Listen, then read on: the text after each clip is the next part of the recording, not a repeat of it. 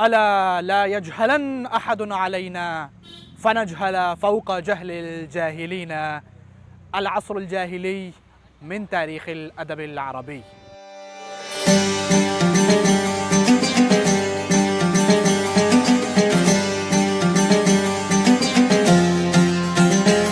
بسم الله الرحمن الرحيم، والصلاة والسلام على سيد المرسلين محمد وآله وصحبه أجمعين، وبعد. أيها المشاهدون الكرام، السلام عليكم ورحمة الله وبركاته.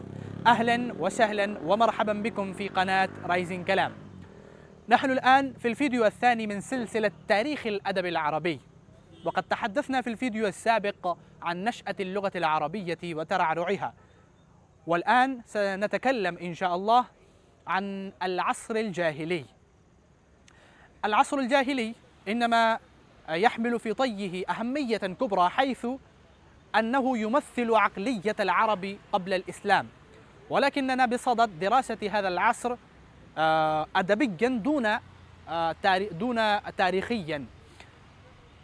فإذا درسنا هذا العصر وجدنا أن الكلام الأدبي أو العمل الأدبي معظمها كان منحصرا على النظم دون النثر. وهناك سبب وراء هذا الأمر. لماذا لا يأتون بكلام أدبي في النثر دون النظم؟ لماذا كان ينحصر الكلام الأدبي على نظم دون النثر؟ هناك سبب وراء هذا الأمر، هو أن الإنسان الغير المتحضر، الغير المتمدن، يلائم طبيعته النظم أكثر من النثر، لأن الإنسان الذي لم يجد من الحضارة والثقافة حصة وافرة هو لا يستطيع أن يعرف الاتصال بين الأشياء، ولا يعرف الاتصال بين بين الأسباب والمسببات.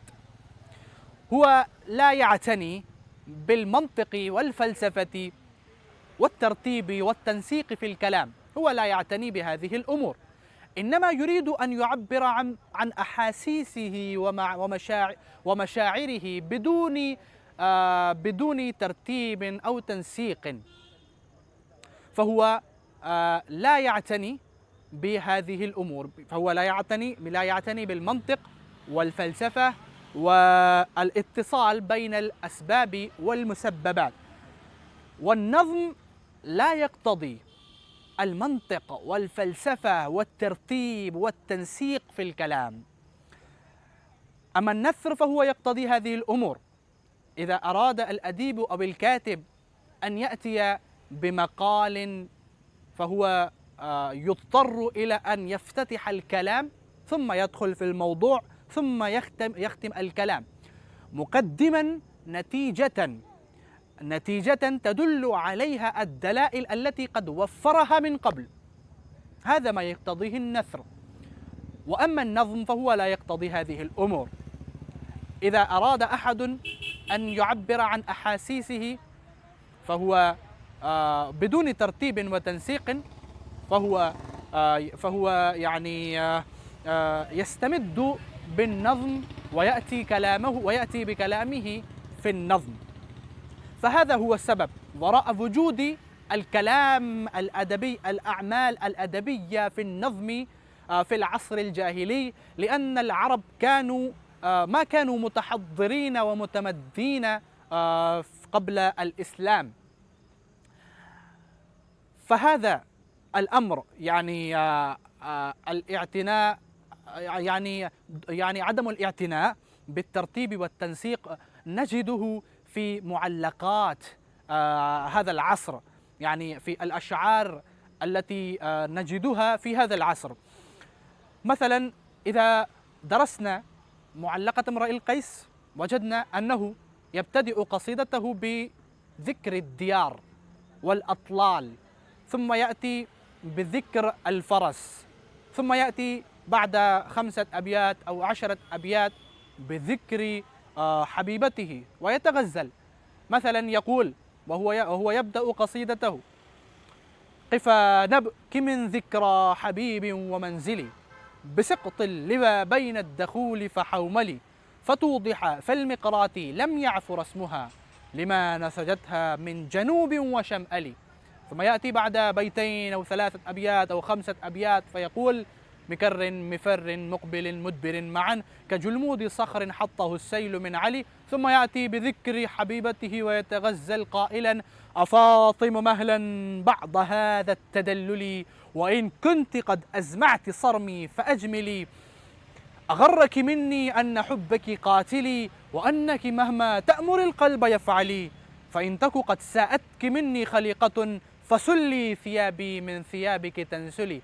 وهذا ما نجده في المعلقات الأخرى مثل معلقة زهير بن أبي سلمى، فهو يبتدئ قصيدته بذكر الديار قائلا: أمن أم أوفى دمنة لم تكلمي بحومانة الدراج فالمتثلم. ثم يأتي بعد 10 أبيات بذكر فلسفة الحياة وما أكثر ما يذكر الفلسفة زهير بن أبي سلمى، فهو يقول: وما الحرب إلا ما علمتم وذقتم، وما الحديث وما هو عنها بالحديث المرجم. وكذلك نجد هذا الأمر في معلقة عنترة بن شداد العبسي، فهو يبدأ قصيدته بذكر دار حبيبته عبلة، فهو يقول: يا دار عبلة بالجواء تكلمي، وعمي صباحا دار عبلة واسلمي. ثم يأتي بعد 10 أبيات أو 5 أبيات ويفتخر ويتحمس قائلا: يدعون عنترة والرماح كأنها أشطان بئر في لبان الأدهم.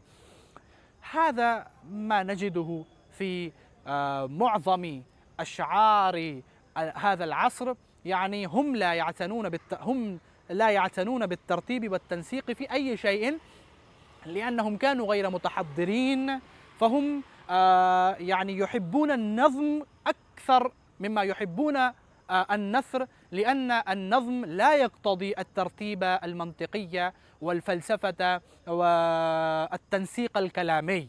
هذا ما نجده في العصر الجاهلي. نكتفي بهذا القدر في هذا الفيديو لأننا نريد أن نقلل من الكلام. وفي الفيديو الآتي سوف نتحدث إن شاء الله عن النثر في هذا العصر. فمع السلامة، إلى اللقاء.